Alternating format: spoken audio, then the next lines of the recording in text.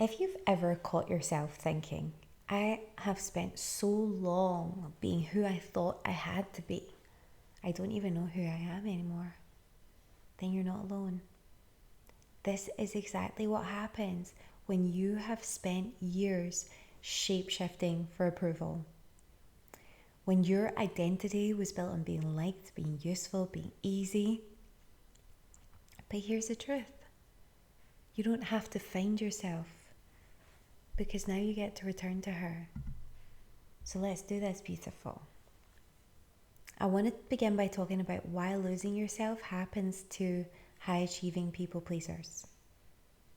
When you've been praised your whole life for being low maintenance, responsible, driven, you naturally start molding your identity around other people's needs.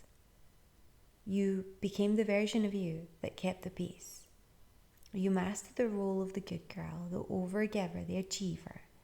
And then slowly, you disconnected from the version of you who truly, simply exists as her incredible self outside of performance. But the truth is, beautiful, that the real you isn't lost. She is there. She is thriving, but she's just buried beneath the layers of expectation, obligation, and protection. So what I want to do is I want to start by giving you some actionable steps on how to begin reconnecting with the real you, because it can be quite a tough place to be. When you're in your life, you're going through the motions, it's all going on around you, and you feel like you almost sometimes have no way out of it. You have to keep spinning the plates. So it's not about reinventing yourself, it's just about remembering that spark in you. So number one, I want you to notice where you edit yourself. So in those moments in conversation, in your style, in your voice, these are the moments when your truth is trying to peek through. So I just want you to think to yourself, the moment you consider someone else in any interaction you're going to have or you have, if you're thinking of someone else and how you're going to be perceived, and you're making alterations because of that, not because of what you love, not because of what lights you up, not because of what makes you excited, but when you actually start making alterations based upon what you think others are going to think of you or how you're going to be perceived by making those alterations, that's when you need to stop yourself. Not everything needs to be carefully thought out and constructed like that. You need to start putting you first, and you need to start greying out absolutely everybody else in the background. And this is how we do it. Step 2, you're going to ask yourself, what did I love before I was taught to be nice? Can you even remember that? I don't know. But seriously, you get back there. Can you remember what your interests, what your passions were, what you were inspired by before you were taught to be nice, to be agreeable, not to show off? What made you feel powerful before you actually felt responsible for everyone else? And ask yourself that question. What I want you to do now is I want you to stop right now. I want you to let me know in the comments, what did you love before you were taught to be nice? Because I'm here for you. I'm here to listen to you. And I want you to know that you're not alone here.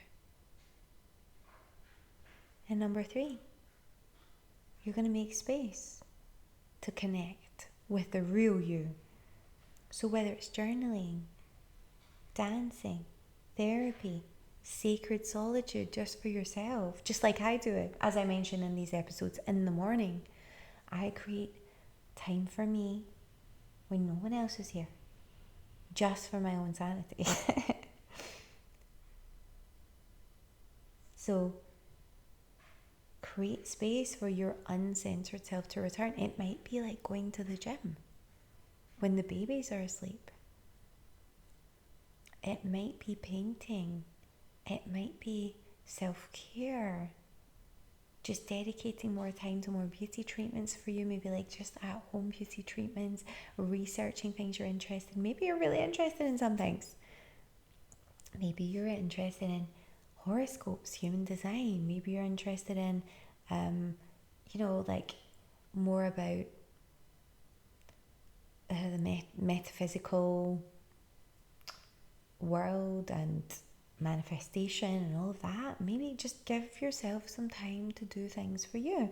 Maybe you want to create something amazing. Maybe you want to start a business or just look into ideas for that. Well, do it. You don't need to tell everyone about it, but just take some time for you. What excites you? And I want to just finish off by asking you to create some sacred time for you, because I don't know about you, but for me, when I get my sacred free time, people seem to think that, like, for example, my baby now has a 2-hour nap, and people seem to think, oh, well, if the baby's napping, she's free. No, that's like the only time I get off in 24 hours. So if you really want to come in and take that time off and tell me all about your life, or think that that's okay to just, because let me tell you, I need my energy. I give so much energy to everyone else.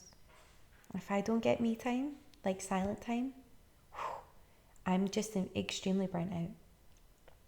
There are times when people can come and speak to me and talk to me, but my time is so sacred right now because I don't get any for myself. So I want you to pencil that in the same. Okay? You don't need an excuse. You need to have boundaries. Just like how your husband has boundaries when he's working. Just like how people have boundaries when they're at work. We wouldn't just, for example, stroll into their, say, you're working in the office. We wouldn't just randomly rock up at someone's corporate job and say, hey, let me tell you about my day. It'd be like, what? What are you doing here? Sorry, I'm trying to work here. My boss is going to fire me. So why do other people think that it's not okay for you to have that precious time that you need to thrive? Let me know if you feel that in the comments. But I want you to know, reconnecting with the real you is the key here, because it's not about finding yourself. It's not about like reinventing yourself or glowing up. It's like you're actually just needing to become more of yourself and have some fun ideas about what excites you. So you're not broken, you're becoming.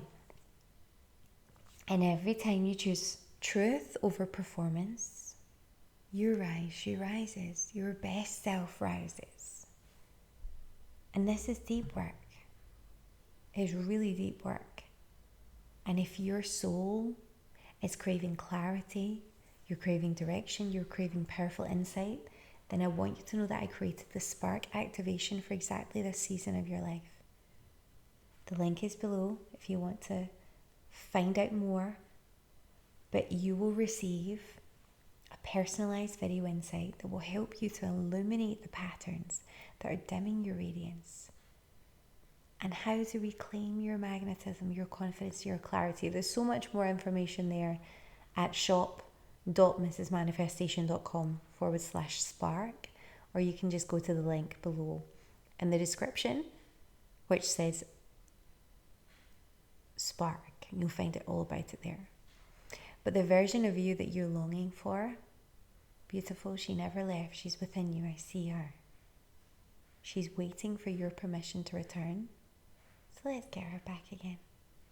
Sending you so much love. I'll see you in the next episode. See you in the comments. Make sure you are subscribed. You've hit like if this episode meant something to you. And I'll see you in the next episode or in Spark.